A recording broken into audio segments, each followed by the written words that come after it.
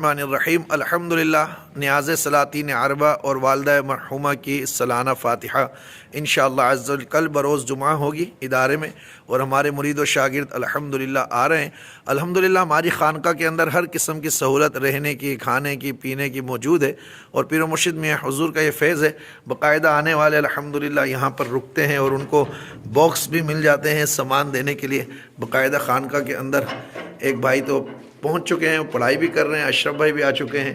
इन बॉक्सों में आप आराम से आकर अपना सामान सेव कर सकते हैं। आराम से जो है सामान आपका रखा जाता है, इसमें खानका के सामान रखे हुए।